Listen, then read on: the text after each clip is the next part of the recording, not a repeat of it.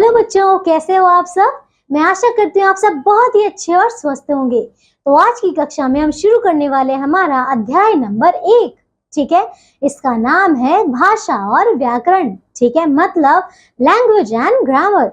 तो बच्चों चलिए शुरू करें हमारी इस किताब का पहला पाठ। ठीक है बच्चों, आइए शुरू करते हैं। चलिए, तो भाषा क्या है, मतलब व्हाट इज अ लैंग्वेज। चलिए बच्चों शुरू करते हैं कि भाषा होती क्या है। ठीक है बच्चों, आइए देखें। हम जो कुछ बोलते हैं वही तो भाषा होती है ना बच्चों। जैसे मैं आपको पढ़ा रही हूँ, ये क्या है, भाषा ही तो है। आप जो समझ रहे हैं, है ना, आप जो सुन रहे हैं वो भी तो एक भाषा ही है ना। हम दूसरों के सामने अपने मन के विचारों को भाषा द्वारा ही प्रकट करते हैं। ठीक है, भाषा के बिना अपनी पूरी बात दूसरों के सामने प्रकट नहीं कर सकते। अच्छा बताइए, अगर मेरे पास कोई भाषा ही नहीं होगी तो क्या मैं आपको पढ़ा पाऊंगी, बताइए।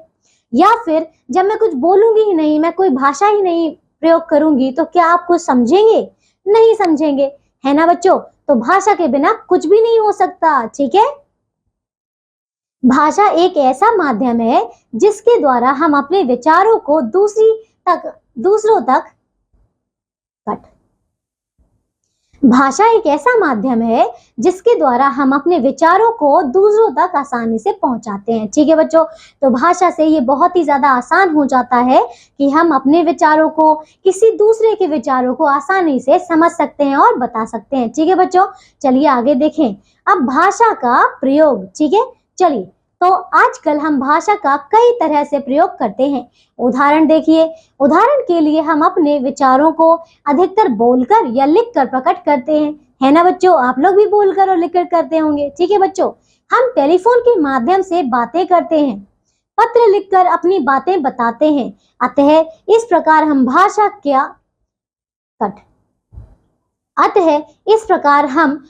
का कई प्रकार से प्रयोग करते हैं। ठीक है बच्चों, तो आपको समझ आया कि हम बोलकर भी करते हैं, लिखकर भी करते हैं, है ना।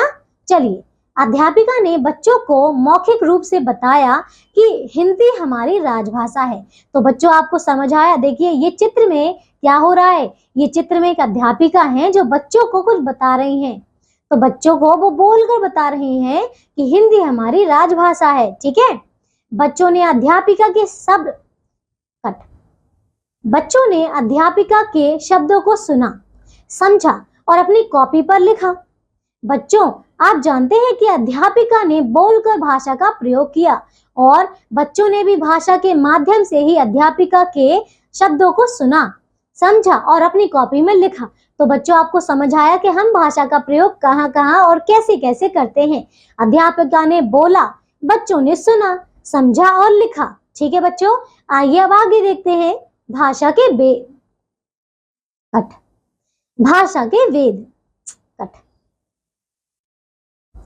तो चलिए बच्चों, अब हम करते हैं हमारा अगला। तो चलिए बच्चों, अब करते हैं भाषा के भेद। ठीक है बच्चों, मतलब काइंड्स ऑफ लैंग्वेज। ठीक है, चलिए देखिए, भाषा के निम्नलिखित 2 रूप होते हैं। चलिए कौन से, देखिए पहला है मौखिक भाषा, दूसरा है लिखित भाषा। ठीक है, तो चलिए एक एक करके इनके बारे में पढ़ते हैं। तो पहला है मौखिक भाषा। देखिए, जब हम बोलकर भाषा का प्रयोग करते हैं तो वह भाषा का मौखिक रूप कहलाता है। ठीक है, जैसे कि मैं बोल रही हूँ तो मैं बोलकर आपको अपनी बातें समझा रही हूँ, ये है मौखिक प्रयोग। ठीक है, मौखिक भाषा। जैसे प्रधानमंत्री ने अपनी भाषा द्वारा लोगों को अपने विचारों से अवगत कराया। उन्होंने कहा कि वे विकसित भारत बनाने की कोशिश कर रहे हैं, है ना बच्चों। आपने सुने होंगे, है ना, आपने सुना होगा कि जो हमारे प्रधानमंत्री श्री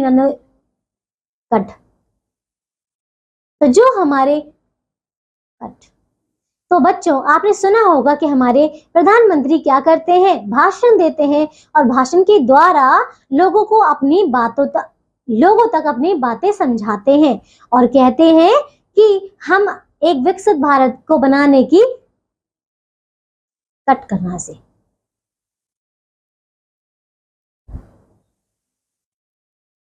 तो बच्चों आपने भी ऐसे कई सारे भाषण सुने होंगे जिसमें हमारे प्रधानमंत्री भाषण देते हैं और बताते हैं अलग अलग विषयों के बारे में, है ना, कि एक हमारा जो भारत है वो विकसित भारत होने वाला है। ठीक है, चलिए बच्चों अब आगे देखते हैं।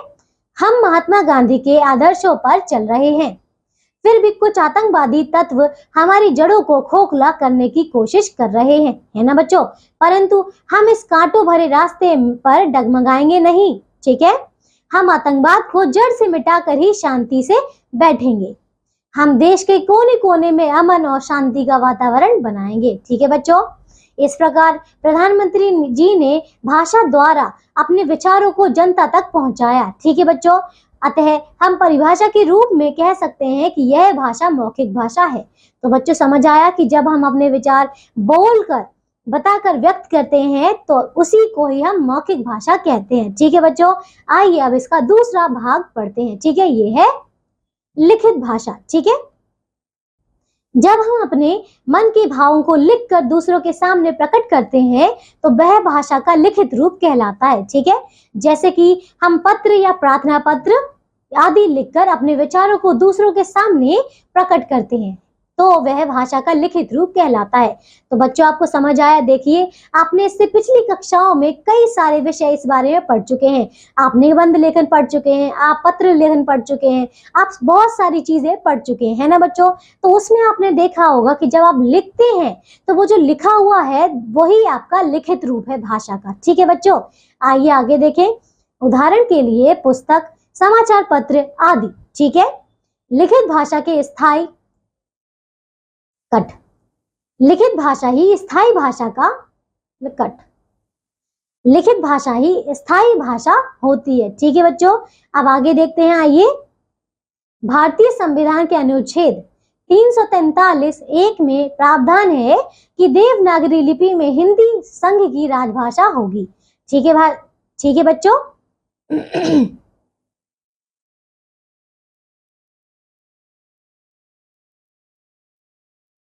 14 सितंबर 1949 को संविधान सभा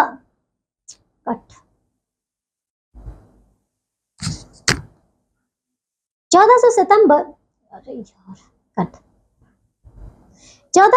1949 को संविधान सभा में यह निर्णय लिया गया कि हिंदी केंद्र सरकार की आधिकारिक भाषा होगी। समझ आया बच्चों। चलिए भारत में भी अनेक भाषाएं बोली जाती हैं। इन भाषाओं में से 22 भाषाओं को संविधान द्वारा मान्यता प्राप्त की गई है, ठीक है। ये भाषाएं निम्नलिखित है। अब आइए हम देखते हैं कि हमारे भारत में कौन कौन सी भाषा बोली जाती है, ठीक है बच्चों। चलिए देखिए। तो पहला है असमिया, बंगाली, गुजराती, हिंदी, कन्नड़, कश्मीरी, कोंकणी, मलयालम, मणिपुरी, मराठी, नेपाली, उड़िया, पंजाबी, संस्कृत, सिंधी, तमिल, तेलुगु, उर्दू, बोडो, संथाली, मैथिली तथा डोंगरी, ठीक है बच्चों। तो ये कुछ भाषाएं हैं जो हमारे भारत में बोली जाती हैं, ठीक है बच्चों। आगे देखिए। अब संसार में अनेक भाषाएं बोली जाती हैं जैसे कि फ्रेंच, जर्मन, उर्दू, अरबी, फारसी, हिंदी, अंग्रेजी, चीन, हिब्रू आदि, ठीक है बच्चों। अब आइए बच्चों हम अगला टॉपिक, चलिए बच्चों तो हम आगे करते हैं अब, ठीक है। ये है बोली मतलब डायलेक्ट्स, ठीक है बच्चों। आइए शुरू करें। देखिए बोली एक क्षेत्रीय भाषा होती है, ठीक है। बोली का एक अपना सीमित क्षेत्र होता है, मतलब बोली सिर्फ और सिर्फ एक सीमित क्षेत्र में ही बोली जाती है, ठीक है बच्चों। केवल उस क्षेत्र में रहने वाले लोग ही उसे बोल, इसको एडिट कर देना। केवल उस क्षेत्र में रहने वाले लोग ही उसे बोल और समझ सकते हैं, जबकि भाषा एक विस्तृत क्षेत्र में बोली जाती है, ठीक है बच्चों। तो बोली और भाषा में क्या अंतर है आपको समझ आया कि बोली सिर्फ और सिर्फ एक ही क्षेत्र में बोली जाती है, लेकिन जो भाषा है वो पूरे क्षेत्र में बोली जाती है, ठीक है बच्चों। चलिए आगे देखिए। बोली का अपना कोई लिखित रूप तथा लिखित साहित्य नहीं होता है। भारत में वर्तमान लगभग 433 एडिट कर देना।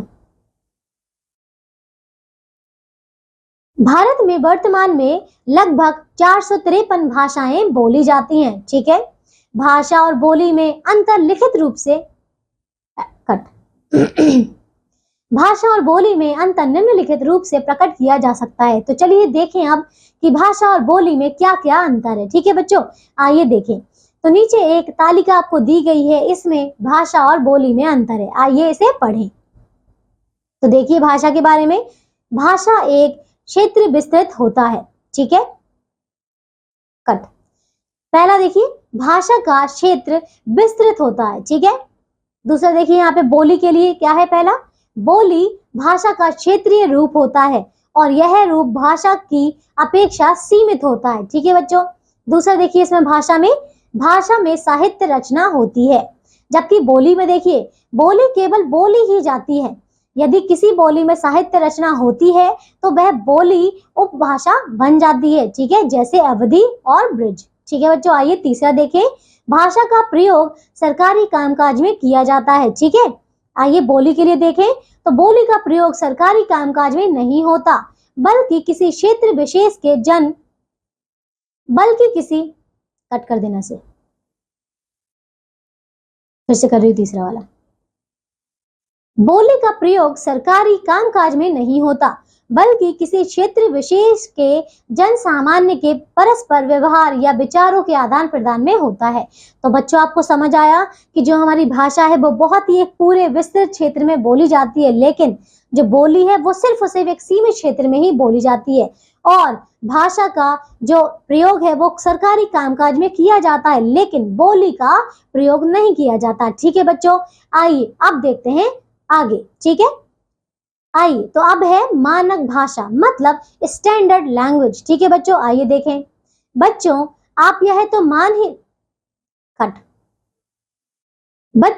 आप यह तो जान ही चुके हैं कि भारत में अनेक भाषाएं बोली जाती हैं। ठीक है, यदि भाषा में एक रूपता ना लाई जाए तो भाषा ना होकर खिचड़ी बन जाती है। कट कर देना से। यदि भाषा में एक रूपता ना लाई जाए तो भाषा ना होकर खिचड़ी भाषा बन जाती है। ठीक है बच्चों, आइए आगे देखें। जिसका कोई अर्थ नहीं होता। ठीक है बच्चों, अतः भाषा में एक रूपता रखने के लिए ही भाषा को मानकता दी है। ठीक है बच्चों, जिसे मानक भाषा कहा जाता है। कभी कभी भाषा के विकास में वर्णों को लिखने का ढंग बदल जाता है। एक ही वर्ण दो तरह से लिखा जाता है, इसका प्रभाव शब्दों तथा भाषा को लिखने पर पड़ता है। हिंदी का मानक रूप निश्चित किया गया है। ठीक है बच्चों, तो चलिए देखें, अभी आपने समझा कि मानक भाषा क्या होती है। आइए अब देखते हैं शब्दों के अमानक तथा मानक रूप, मतलब non standard and standard forms of words. ठीक है बच्चों, तो चलिए आगे देखते हैं। अब आइए देखिए, यहाँ पर एक आपको तालिका दी गई है, उसमें आपके अमानक और मानक रूप दिए गए हैं भाषा के। तो देखिए ये क्या है, हिंदी। ठीक है, देखिए हिंदी का ये अमानक रूप है, लेकिन इसको मानक रूप क्या है, हिंदी। ऊपर क्या है, इसमें अंक की बिंदी। ठीक है, आगे देखिए ये परंतु है, पर इसका मानक रूप जो है परंतु। ये देखिए गए ऐसा है, पर ये है मानक रूप इसका गए। ये है चाहिए, तो ये है चाहिए। ये जाए है, तो ये जाए। विद्यालय, ये विद्यालय। पंडित, तो पंडित। ठीक है, अनंत, अनथ, अंत। ठीक है, आरंभ, आरंभ। चंचल, चंचल। कुत्ता, कुत्ता। संबंध, संबंध। भक्त, भक्त। द्वारा, द्वारा। तो बच्चों ये सभी मानक रूप है। आपने देखा कि किस प्रकार अमानक मानक होते हैं। ठीक है बच्चों, आपको इन सभी शब्दों को लिखना है और इन्हें सीखना भी है, ताकि आगे से आपसे कोई भी गलती ना हो। ठीक है बच्चों, आइए अब आगे देखते हैं। ये है लिपि। ठीक है बच्चों, लिपि मतलब स्क्रिप्ट। ठीक है, देखिए प्रत्येक भाषा को लिखने की कोई ना कोई विधि होती है, जिसे लिपि कहा जाता है। ठीक है, संसार भर की भाषाएं भिन्न भिन्न लिपियों में लिखी जाती हैं। हिंदी भाषा की लिपि देवनागरी है। इसके अतिरिक्त संस्कृत, मराठी, नेपाली आदि भाषाएं भी देवनागरी में लिखी जाती हैं। तो बच्चों आपको समझ आया कि लिपि क्या होती है। किसी भी भाषा को लिखा जाता है तो उसकी एक अलग ही जो लिखावट होती है, उसी को हम क्या कहते हैं, लिपि कहते हैं। बच्चों आपको समझ आया कि लिखने की जो विधि है उसी को हम लिपि कहते हैं। ठीक है, और ये हर भाषा की अलग अलग लिपि हो सकती है। ठीक है, चलिए आगे देखें। उर्दू भाषा की लिपि का नाम फारसी है। ठीक है, पंजाबी भाषा की लिपि का नाम गुरुमुखी है, तथा अंग्रेजी भाषा की लिपि का नाम रोमन है। ठीक है बच्चों, आइए अब आगे देखें, ये है व्याकरण, ठीक है, मतलब ग्रामर। चलिए इसे देखें। व्याकरण के बिना भाषा अधूरी होती है, ठीक है, क्योंकि व्याकरण ही भाषा के शुद्ध रूप का ज्ञान कराता है। व्याकरण एक शास्त्र है, इसके नियमों द्वारा ही भाषा का शुद्ध रूप निर्धारित होता है।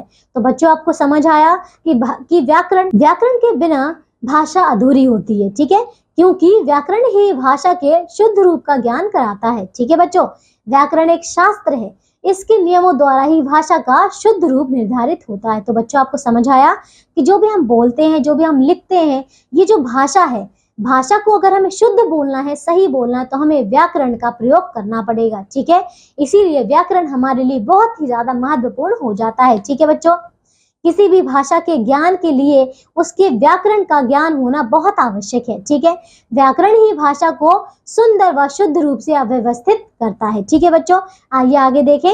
व्याकरण के मुख्य रूप से 3 भागों में विभाजित किया गया है। ठीक है, देखिए कौन कौन से 3 भाग हैं इसके। एक है वर्ण विचार, दूसरा है शब्द विचार और तीसरा है वाक्य विचार। ठीक है बच्चों, आइए अब एक एक करके इनके बारे में देखें। तो पहला है वर्ण विचार। देखिए, वर्ण विचार से हमें वर्णों के उच्चारण और बनावट का ज्ञान प्राप्त होता है। दूसरा देखिए शब्द विचार। तो देखिए, शब्द विचार द्वारा हम शब्दों की बनावट, शब्दों की उत्पत्ति तथा शब्दों के भेदों के बारे में भी शब्द विचार द्वारा हम शब्दों की बनावट, शब्दों की उत्पत्ति तथा शब्दों के भेदों के बारे में ज्ञान प्राप्त करते हैं। ठीक है बच्चों, चलिए तो ये अध्याय हमारा पूरा हुआ।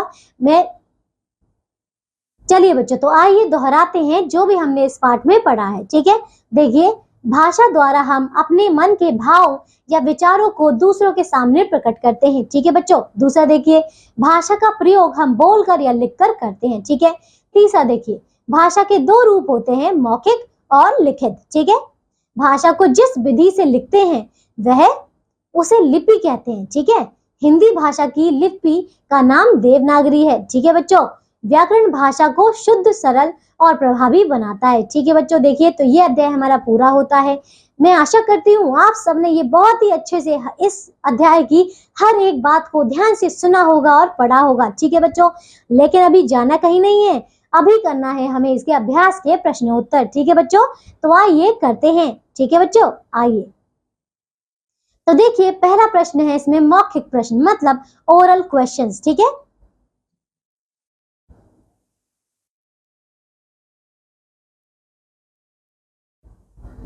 देखिए बच्चों, तो क है इसका, भाषा किसे कहते हैं। ठीक है, बताइए बच्चों, भाषा किसे कहते हैं। देखिए, जो भी हम बोलते हैं, जो भी हम लिखते हैं, ठीक है, अपने विचारों को दूसरे को बताने के लिए, समझाने के लिए जिसका प्रयोग किया जाता है उसे ही हम भाषा कहते हैं। ठीक है बच्चों, ख देखिए, बोली किसे कहते हैं। ठीक है, बताइए बोली क्या होती है। बोली एक सीमित क्षेत्र में बोली जाने वाली भाषा होती है। ठीक है, जो कि सिर्फ और सिर्फ उसी क्षेत्र में बोली जाती है। ठीक है बच्चों, आइए तीसरा करें, ग। लिपि किसे कहते हैं। तो भाषा के लिखित रूप को लिपि कहते हैं। ठीक है बच्चों, घ देखिए, व्याकरण से आप क्या समझते हैं। व्याकरण हमारी भाषा को शुद्ध बनाता है। ठीक है बच्चों, चलिए अब करते हैं इसका दूसरा प्रश्न। ये है लिखित प्रश्न, मतलब रिटन क्वेश्चन। ठीक है, तो पहला प्रश्न है इसका, सही उत्तर के आगे सही का चिन्ह लगाइए।